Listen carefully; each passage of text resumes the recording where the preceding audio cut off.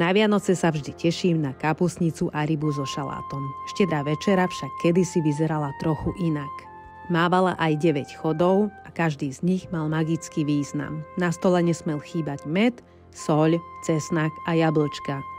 Mak, šošovica, obilie či šupiny z kapra mali zabezpečiť v rodine peniaze.